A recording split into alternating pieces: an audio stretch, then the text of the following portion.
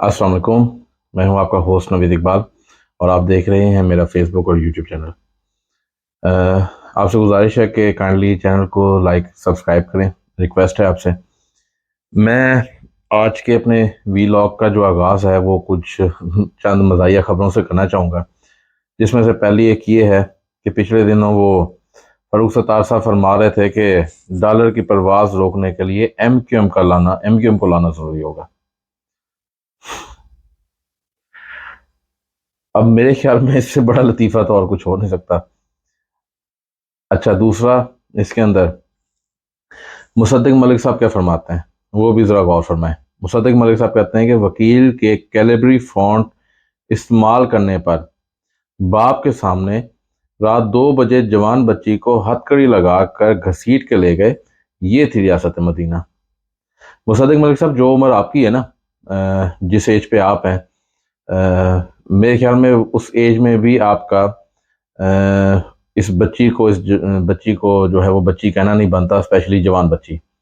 मेरे ख्याल में वो नानी है और उसको आप जवान बच्ची कह रहे हैं, तो बल ये भी एक मजाक ही है आपका कौम के साथ कि आप इन बीबी साहिबा को जो है वो बच्ची कह रहे हैं, जवान बच्ची वो भी।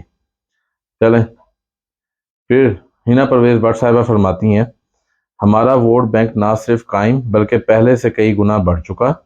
न्याजी साहब, हम मैदान में उतरे तो सिर्फ जीत के लिए, शिकस्त के लिए तैयार हो जाओ। तो भाई उतरो, इलेक्शन से क्यों भाग रहे हो? क्यों जो है वो आप इंतखाबी रैलियों पे जो है वो लाठीचार्ज करवा रहे हो? किस लिए जो है वो आप इंतखाबी रैलियों पर पाबंदी लगवा रहे हो? किस लिए आपकी टांगें कांप रही हैं? किस लिए जो है वो आप रोज जो है वो इलेक्शन से भागने के लिए नए से नए बहाने जो है वो गर्दानते हो? क्यों नहीं कहते अपना गवर्नर KPK को इलेक्शन की तारीख दे? उसका क्या मामला आता है सिक्योरिटी से? सुप्रीम कोर्ट ऑर्डर दे चुकी, आप दें इलेक्शन की तारीख। अच्छा, सबसे आखिरी और मज़ेदार एक मैं आपको स्टेटमेंट बताऊं मरीम नवाज साहिबा का। कहती हैं, जी अब इंसाफ होगा और इमरान खान का नाम लेने वाला कोई नहीं बचेगा। हाँ, इस चीज़ पे मैं आपको कह सकता हूँ वाकई आप सच्ची हैं। मरीम नवाज साहिबा वाकई ही इस मामले पर सच बोल रही हैं, क्योंकि भरपूर कोशिश की जा रही है कि ये करप्ट टोला, ये करप्ट निज़ाम, ये करप्ट और आसेब ज़दा जो है वो हमारा ब्यूरोक्रेटिक सिस्टम, ये कायम रहे, क्योंकि ये इनको सूट करता है। इमरान खान किसी को सूट नहीं करता। इमरान खान पूरे पाकिस्तान में मौजूद किसी भी किस्म के शख्स को सूट नहीं करता जिसका ओढ़ना बिछोना खाना पीना सब कुछ करप्शन से निकलता है। ये इनकी बात वाकई सच है। इमरान खान को माइनस करने के लिए किसी भी हद तक जाया जा सकता है। इसके पीछे इसकी वजूहात क्या है, आज उसको थोड़ा सा डिस्कस कर लेते हैं। या वो क्या निशानियां हैं जिनकी बेसिस पे मैं अभी तक अपने दोस्तों को और जितने मेरे कोलीग्स हैं या जानने वाले लोग हैं उन सबको मैं ये बात समझाने पे अभी तक जो है वो लगा हुआ हूँ कि भाई इलेक्शंस नहीं होने।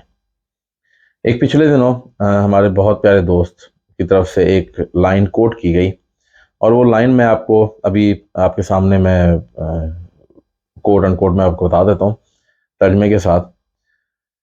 वो कहते हैं कि किसी भी, आपने इस लाइन को याद रखना है, ये लाइन कल को देखें, हम कोई अल्लाह माफ़ करे हमें कोई हदीस नहीं आ रही होती नौजुबिल्ला, या हमें कोई इल्हाम नहीं हो रहा होता कि हम जिनकी बेसिस के ऊपर कोई भी किस्म का व्लॉग करें या खबर दें।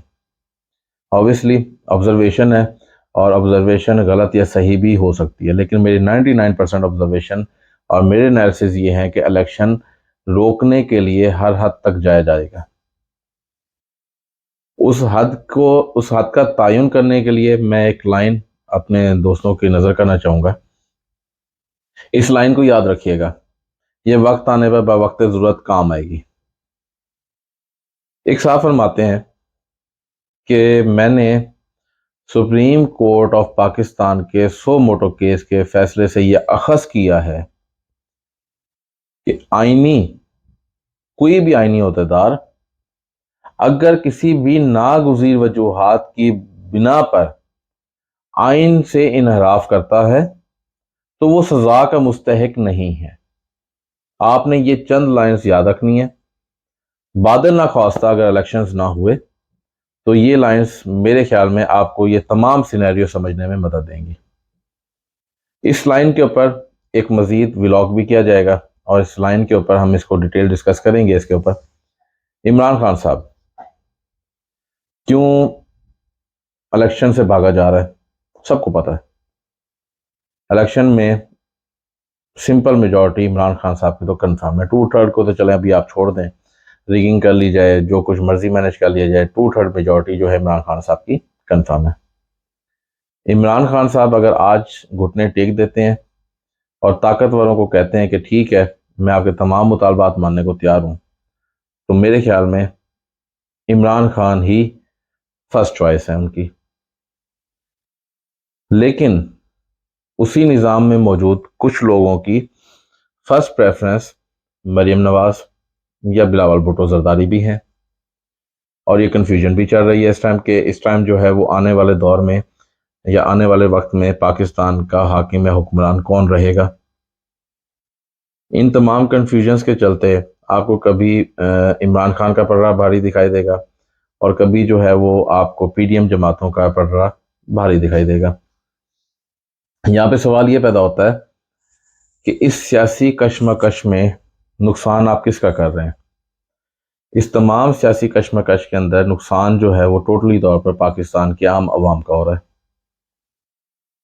हमें समझाया जाता है, हमें बताया जाता है कि जी मुल्क डिफॉल्ट नहीं कर रहा, लेकिन माशी अदाद-ओ-शुमार कुछ और कहते हैं। अगर मुल्क को डिफॉल्ट की बात की जाए तो उसको गद्दार कंसीडर किया जाता है, उसको मुहिब्बे वतन नहीं समझा जाता। भाई कौन चाहेगा, मैं चाहूँगा कि मेरा मुल्क डिफॉल्ट करे? नहीं, कतई तौर पे नहीं, क्योंकि मेरी रोजी रोटी, मेरा जीना मरना, मेरे स्टेक्स सब के सब पाकिस्तान में। ये वो लोग चाहेंगे डिफॉल्ट हो जिनके स्टेक्स पाकिस्तान में नहीं है, या वो लोग तो ख्वाहिश का इजहार कर सकते हैं जिनके स्टेक्स पाकिस्तान के अंदर नहीं है। लेकिन मेरे जैसा एक आम शहरी जिसका सब कुछ जीना मरना पाकिस्तान के अंदर है, वो किस तरह से ख्वाहिश कर सकता है कि मुल्क डिफॉल्ट हो। जब भी बात होगी डिफॉल्ट के हवाले से हो या माशी हालात में मौजूद खामियों के हवाले से, जब भी कोई बात होगी तो वो बात हमेशा जो है वो माशी अदाद शुमार को सामने रख के बात की जाएगी। अब ये तो हो नहीं सकता कि वो बड़ी एक मशहूर सी एक मिसाल है कि बिल्ली को देख के कबूतर ने आंखें बंद कर ली, तो कबूतर सोचे कि जी बिल्ली मुझे नहीं खाएगी, तो इस तरह से तो नहीं हो सकता। अब हम अल्लाह माफ़ करे अस्तगफिरुल्लाह, हम कबूतर तो बनने से रहे कि बिल्ली हम पे अटैक कर रही हो, हम आंखें बंद कर लें। नहीं जी नहीं, बस आंखें बंद कर लोगे ना हमें दिखाई देगी और ना वो हम पे हमला करेगी। तो इस तरह से तो हो नहीं सकता। तो ऑब्वियस सी बात है कि अगर माशी हालात इतने ही ख़राब हैं तो ये तो सब कुछ होना है। एक रैली निकलने चली थी, इंतखाबी इंतखाबी रैली निकलने चली, दफ़ा 144 लगा दी गई। दफ़ा 144 जब लगाई गई उस टाइम पीटीआई की रैली को तो रोका गया, लेकिन उसी शहर में 3 जलसे और भी हो रहे थे, उन पे दफ़ा 144 का इम्प्लीमेंट नहीं होता था? होता था, बिल्कुल होता था। खाना काबा के अंदर जो है वो कुछ मुअज़्ज़िज़ीन जो हैं उनको हमेशा से जो है ये एहसास हासिल है कि वो खाना काबा के दरवाजे उनके लिए खोले जाते हैं और वो लोग अंदर जाते हैं और खाना काबा के अंदरूनी मनाजिर का दीदार करके आते हैं। और ये मौके कुछ चंद खुश नसीब लोगों को ही मैसर आते हैं, लाखों करोड़ों में से। खाना काबा के दरवाजे खुले, तस्वीरें आ गईं।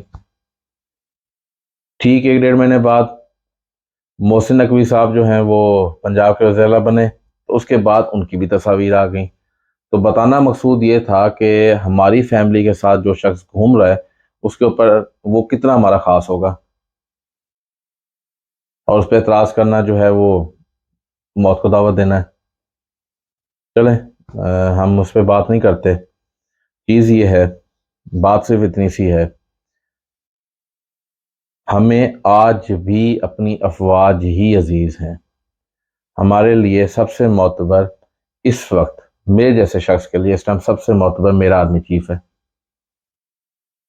जो शख्स मेरे लिए मोतबर है, मेरा वालिद मेरे लिए मोतबर है। तो अगर मेरे वालिद कोई गलती करते हैं तो मैं क्या उन पर ऑब्जेक्शन नहीं कर सकता? एक आर्मी चीफ एक मुल्क का सरबराह होता है, अगर किसी मजबूरी के तहत भी उससे कोई गलतियां हो रही हैं, चाहते ना चाहते हुए भी, या हो सकता है कि उनकी इन्वॉल्वमेंट ही ना हो इन सारे मसले से, क्योंकि वो पहले कह चुके हैं कि मेरा पॉलिटिक्स के सियासत से मेरा कोई ताल्लुक नहीं है। हो सकता है उनकी इन्वॉल्वमेंट ना हो सकता है कि उनके नाम पे ये तमाम पर्चे काटे जा रहे हो, कंधा उनका हो, बंदूक कोई चला रहा हो, लेकिन वो मुल्क की हाईएस्ट पोस्ट पर है। और अगर ऐसा है तो वो अपना कंधा क्यों इस्तेमाल होने दे रहे हैं? मुल्क इंतशार की तरफ चला जाएगा, इवेंचुअली यही होगा। देखिए, आज अगर किसी सियासी जमात की पॉपुलैरिटी 36% है या 21% है, दूसरी तरफ इमरान खान की पॉपुलैरिटी 22%, 72% है या 75% है, लेट्स सपोज जिस तरह से एक पाकिस्तान के कौमी हीरो मोहम्मद अली जिन्ना को सड़क पर तड़पता छोड़ दिया गया, वो मर गए, वफात पा गए, उसके बाद से लेके अब तक लोग कायद आज़म की हू बहू एक पर्सनैलिटी ढूंढते रहे। दरमियान में भुट्टो साहब आए, लेकिन वो एग्जैक्टली उतनी पॉपुलैरिटी वो हासिल नहीं कर सके जितनी पाकिस्तान की 70 साल तारीख में इमरान खान के बाद अगर किसी ने हासिल की है। लेट्स सपोज ये शख्स भी कहीं तड़पता हुआ किसी एम्बुलेंस में चला जाता है इस दुनिया से, तो क्या होगा? इसके चाहने वाले, वो 70% फॉलोअर्स, या वो जो 70% जो लोग हैं जो बेसिकली इस मुल्क में तब्दीली चाहते हैं, इस करप्ट निज़ाम से छुटकारा चाहते हैं, क्या आप उनको कन्विंस कर लेंगे वोट डालने पर? ऑब्वियसली नहीं कर पाएंगे। वही टर्न आउट रहेगा, वही 20-30% वोट लोग वोट डालेंगे, वही 35% मैक्सिमम लोग वोट डालेंगे, और वो इन्हीं सियासी रहनुमाओं में से किसी को चुनते रहेंगे। लेकिन आपका 75% तबका नए हीरो की तलाश में लग जाएगा, और किसी में भी उनको इमरान खान नजर आया वो उसके पीछे चल पड़ेंगे, किसी में भी उनको कायद आज़म नजर आया वो उसके पीछे चल पड़ेंगे। आप शख्स को मार सकते हो, आप शख्स को खत्म कर सकते हो। मेरा ये तमाम जो है हमारी अपोजिशन, अपना गवर्नमेंट की जो इत्तेहाद की जमातें हैं या इस मुल्क के खिलाफ जो लोग काम कर रहे हैं, मेरा उनके सबसे मैं इस टाइम बात कर रहा हूं। आप एक शख्स को खत्म कर सकते हो, आप उसकी शख्सियत को नहीं खत्म कर सकते। लोग उसकी शख्सियत जिसमें उनको दिखाई दी, लोग उसके पीछे चल पड़ेंगे, और ये रियलिटी है। इसको अगर आप तस्लीम नहीं करेंगे या कोई तस्लीम नहीं करेगा तो उससे कोई फर्क नहीं पड़ता। कायद आज़म फौत हुए, लोग उस शख्सियत की तलाश में चल पड़े, जिसमें थोड़ी सी भी झलक आई, नजर आई, उसके पीछे चल पड़े हो लिए। जो उन पैमानों पर पूरा ना उतरा उसको छोड़ते गए। फिर आई इमरान खान साहब की बारी, उनके पीछे चल पड़े, खत्म हो जाएंगे किसी और के पीछे चल पड़ेंगे।